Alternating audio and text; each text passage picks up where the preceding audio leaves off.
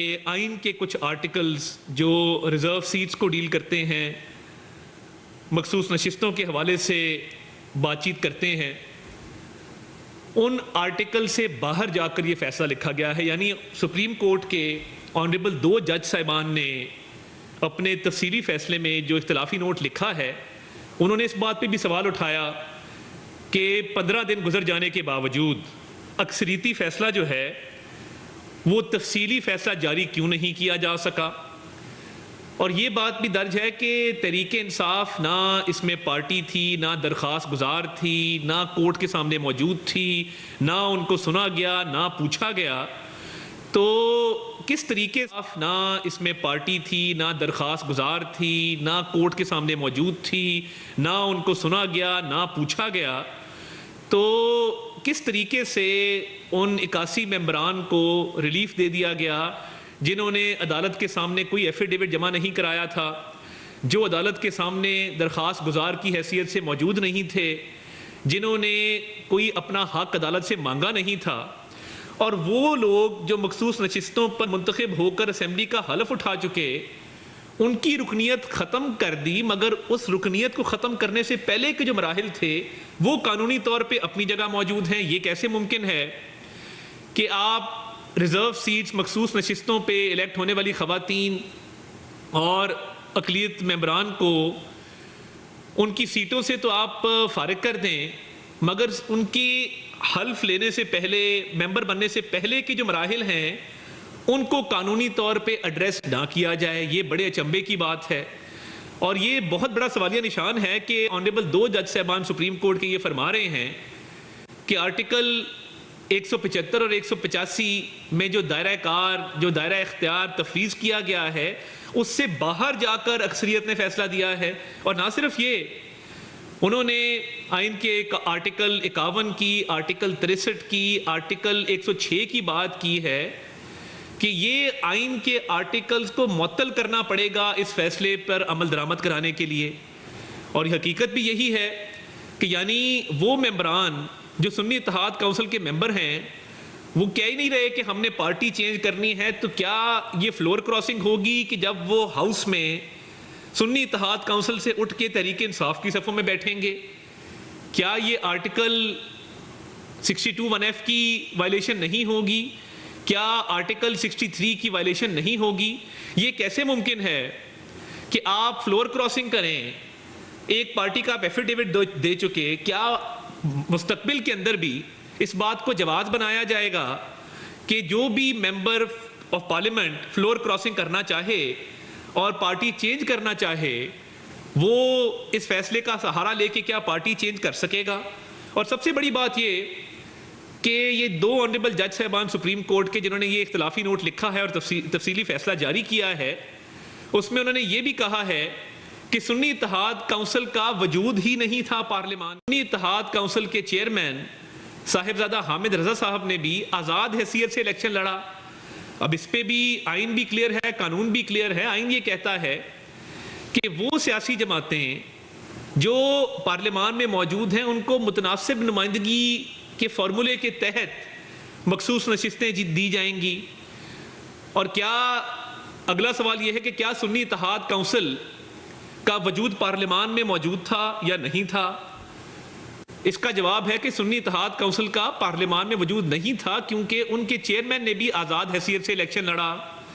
جب ان کا چیئرمین آزاد حیثیت سے الیکشن لڑ رہا ہے تو یہ تو غلطی ان تحریک انصاف کے سابقہ ممبرز کی تھی کہ جنہوں نے وہ جماعت جوائن کرنا مناسب سمجھا جس کا پارلیمان میں وجود نہیں تھا. وہ چاہتے تو وہ MWM کو جوائن کر جاتے جس کا وجود موجود تھا. انہوں نے ایک ایسی سیاسی جماعت کا انتخاب کیا جس کو جوائن کر کے آئین اور قانون کے مطابق ان کو مخصوص نشستیں نہیں مل سکتی تھیں. سنی اتحاد کونسل کے اپنے آئین میں یہ لکھا ہے کہ کوئی بھی اقلیت کا ممبر ان کی پارٹی جوائن نہیں کر سکتا، ان کو اقلیت کی سیٹیں بھی نہیں مل سکتی تھیں.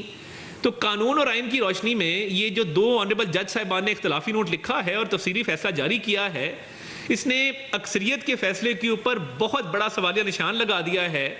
کہ آئین کی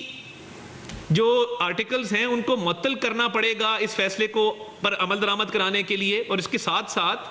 آئین کے 2 آرٹیکلز میں جو دائرہ کار دائرہ اختیار تفویض کیا گیا اس سے باہر جا کے یہ فیصلہ کرنا پڑے گا. تو یہ جو کلاک ریورس ہوا ہے, ہم تو یہی کہہ رہے تھے پہلے دن سے کہ نہ صرف کلاک ریورس کیا گیا ہے, کلاک ریورس کرنے کے ساتھ ساتھ وہ ریلیف دیا گیا ہے جو مانگا نہیں گیا تھا,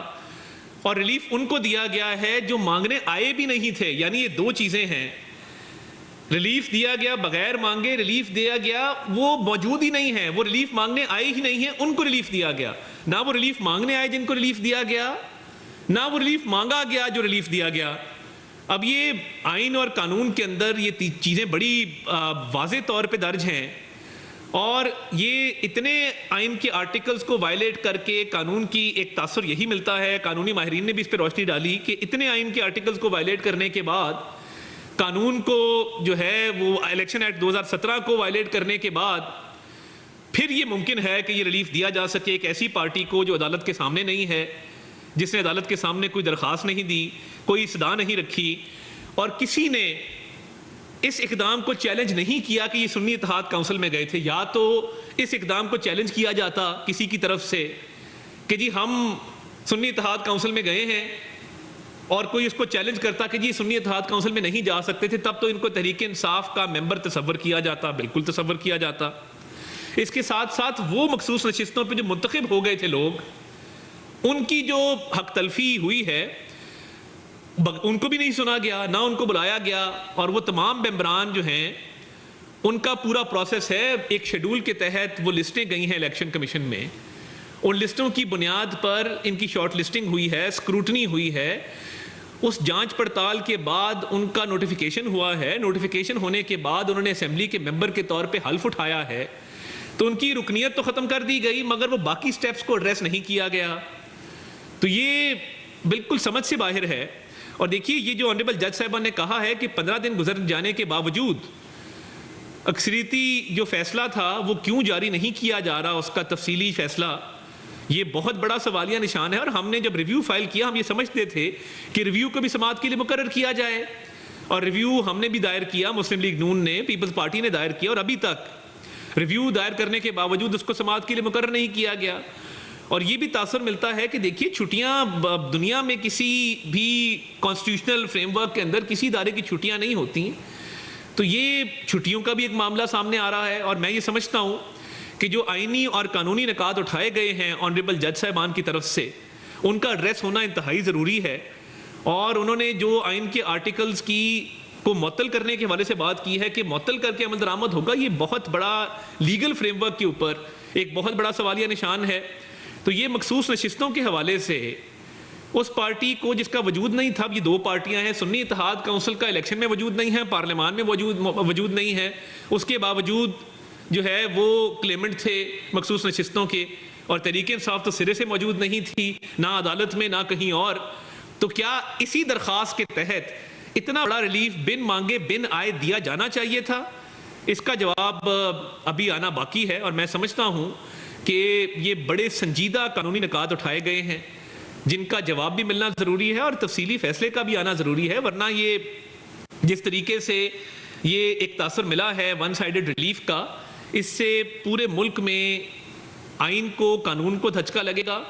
اور لا کی امپلیمنٹیشن, رول آف لا, قانون کی حکمرانی کے لیے یہ بہت بڑا سیٹ بیک ہوگا.